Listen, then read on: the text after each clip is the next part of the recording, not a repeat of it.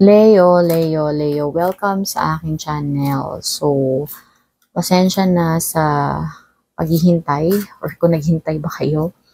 Pasensya na sa matagal kong pag-upload, no. Ako may mga inayos lang, emotionally, physically, time and effort, ganyan, no. Pagbabalanse, spiritually, ganyan. Pero ito, bumabalik ako, no, upang magbigay ng guidance, ng light para sa lahat, no. So, ang reading mo na ito is for full moon ngayong Scorpio. Full moon in Scorpio pala. Full moon in Scorpio. So, alamin natin kung ano yung may clarity, may closure, or kung ano yung dapat na ma-receive mo or matanggap mo, mangyayari sa'yo ngayong full moon. This is also a timeless reading, no? Na kung kailan mo panood tong video na ito, maaring doon palang makaresonate sa'yo. This is also a general, collective reading na kung kailan mo hindi lahat ng cards or messages is makaka-resonate sa'yo. Piliin lamang yung mga makaka-resonate sa'yo at isang tabi yung mga hindi. So, alamin natin.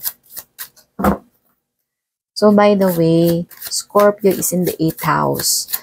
So, Scorpio is all about shadow, secrets, ganyan. Mga dark secrets, no? So, mga lalabas, no? Ano ba yun? So, yun.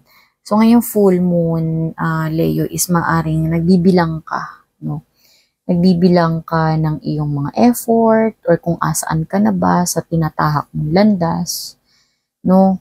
Kasi parang nakukulangan ka or tama pa ba itong ginagawa mo or na-align ka ba doon sa tinatahak mo.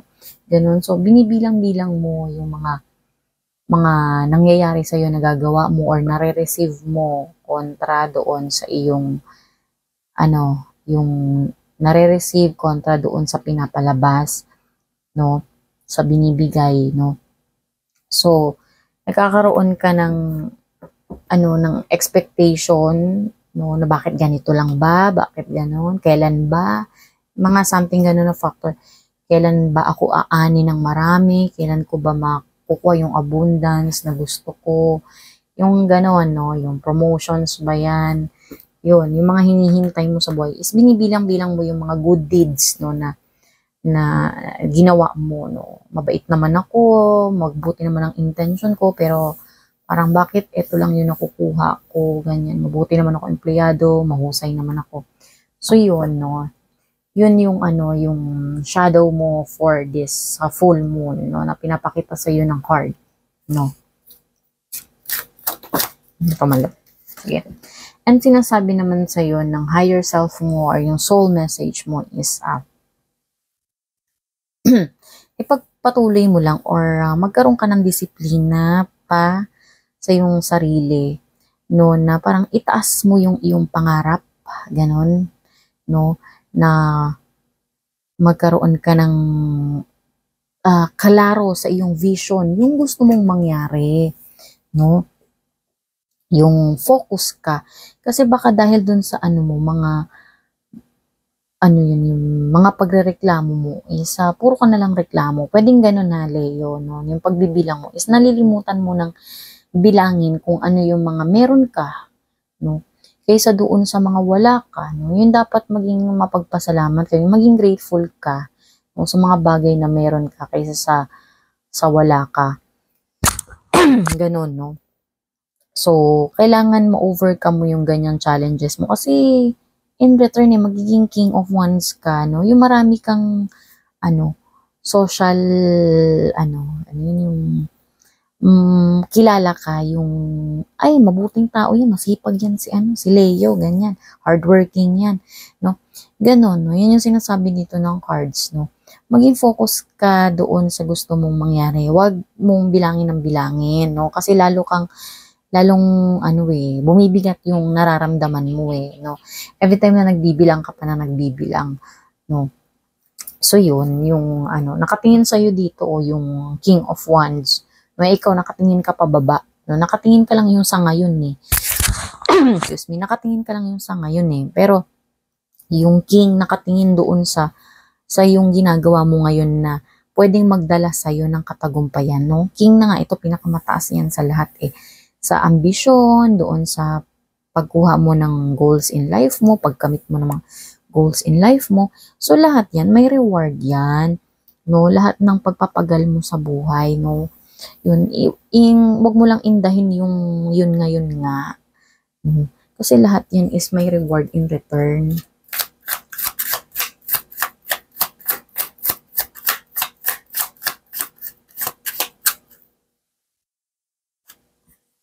So, ano kasi kaya ka na titrigger, no, or nagiging ugat nito kung bakit ka nagbibilang, no, or meron kang pinaghihirapan na gusto mo ng mas maganda na outcome, no, kasi gusto mo ng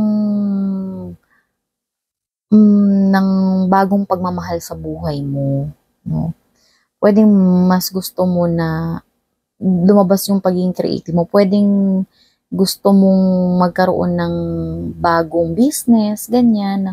Kailan ba tataas yung sahod ko? Parang ganyan ba? Kailan ba ako mapopromote? Kailan ba ako makakaalis dito sa ganitong sitwasyon? Para para masimulan ko na yung gusto kong masimulan. So, yun yung parang ugat kung bakit ka nagbibilang-bilang ng mga wala sa'yo ngayon or ng effort na pinapalabas mo at kontra doon sa gusto mong ma-receive, no? Dahil kasi marami ka pang gustong gawin and feeling mo kasi siguro is nale-left out ka or yung mga nasa nale-left behind ka na, yung nasa paligid mo ay is ganito na yung buhay nila, nangungumpara ka in short, no? Ganon. Ito yung sinasabi ng card sa iyo ngayon, Leo, na parang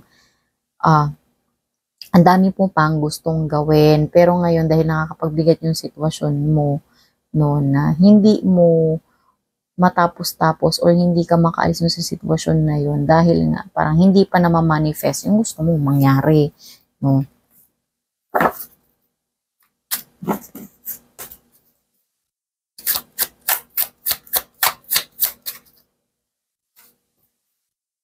O, di ba? Kanina pa lumalabas to sa mga cards, but puro ganito, no? Sa mga ibang signs, no? Ang kailangan mo dito is, yung surrendering, no? So, kailangan mong, i-surrender sa universe, no? Yung, kailangan magkaroon ka ng sakripisyo, no? Yung tipong tinatanggap mo lang, hindi ka na lang maninisi, no? Hindi ka na naninisi, hindi ka na tinatanggap mo na lang ng tinatanggap yung sitwasyon na meron ka, ganun, no? And binibigay mo na sa universe, no? Sa langit kung ano man yung gusto mong mangyari, no? Yung dapat dito is magkaroon ka ng, bagong pananaw sa buhay na nakikita naman ng universe yung mga ginagawa ko, mabuti naman yung intention ko para sa sarili ko, hindi lang naman para sa ibang tao at sa sarili ko, hindi lang naman ito para sa akin yung hinihingi ko o yung pinagdadasal ko. So yun, nasabi mo na pala edi i-surrender mo na yun, hindi yung parang nagbibilang ka pa, no, ng ganyan, kasi hindi masama magbilang, ang nakakasama doon is nakaka-low siya ng vibration mo. And kapag low yung vibration mo is mahina yung manifestation nun, yung hindi ka grateful, ganyan. Pinakamataas kasi na pang-antrak ng manifestation is kahit na hindi maganda yung sitwasyon, nagpapasalamat ka, no? Na iniisip mo yung mas bigger picture. Kaya nga nandito yung King of Wands na meron na magagamit mo yan sa susunod na proseso ng buhay mo, sa susunod na yugto ng buhay mo, ganun, no? Kaya andito yung yung The Hangman, no? I-surrender mo daw yan, no? Nahihirapan ka, oo, of course, nakikita yan ng universe, pero nakikita mo ba yung tao na nakabitin, ayan, no? Pero hindi niya gusto yung sitwasyon niya na nakabitin siya ng pabaliktad. No? Pero nagiilaw yung kanyang ulo. Ibig sabihin, doon sa kahirapan or sa uncomfortable situation na meron siya, is nagkakaroon siya ng enlightenment.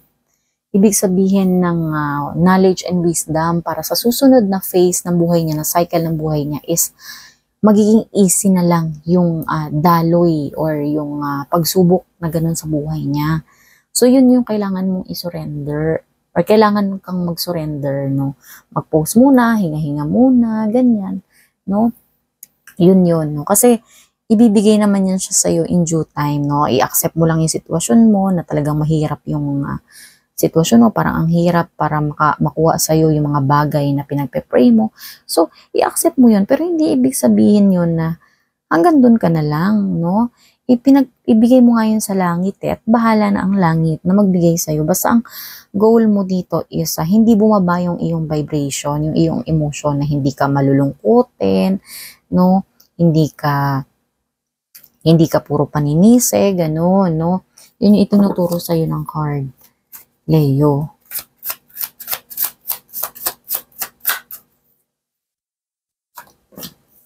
So, yun. No, yung bagong ikaw, alam mo ang susunod na mangyari, no? Pag naproseso mo ng maayos to, no? Yung bagong ikaw, no? O yung bagong power, no, nasisibol para sa iyo, isa pagiging inosente, yung wala ka nang pakialam sa susunod na phase ng buhay mo, basta ang gusto mo lang isa, pure and genuine, masaya ka, ganon, ine-enjoy mo na lang ang buhay, ganyan, kung anong dumating, is, masaya ka, basta ang sayo is, yung emotion ka na, hindi ka na doon sa bigger picture, no, yung, dapat, pag nakuha ko tong promotion na ito, halimbawa ba, magkaroon ako ng malaking bahay na may 5 kwarto, mga ganon. So ngayon, itong phase ng buhay mo na ito, ang sayo, ang akin lang, basta maging masaya na lang ako. Basta yung makakain kami 3 beses sa isang araw or wala kaming utang. Ganun na yung bagong ikaw, inosente, pure, no, and ready, no, na humarap sa hamon ng buhay nang hindi natatakot, nang hindi din excited, balance lang. Yun yung bagong pagbangon. Yun yung bagong ikaw, yung rebirth, no? Basta maproseso mo ito, no? Yun yung pagkakaloob sa'yo. Ito yung sinasabi, message ng full moon ngayong Scorpio, no, Leo. So, ikaw pa rin yung may hawak ng iyong kapalaran, no? And this is also, energy is fluid, no? Hindi pwedeng mabago itong reading na ito, depende yan sa iyong intention. So, yun lang. Abangan mo yung susunod na reading kung para yun sa'yo. Align. Stay tuned, stay aligned, no? Ingat lagi. Thank you. Bye.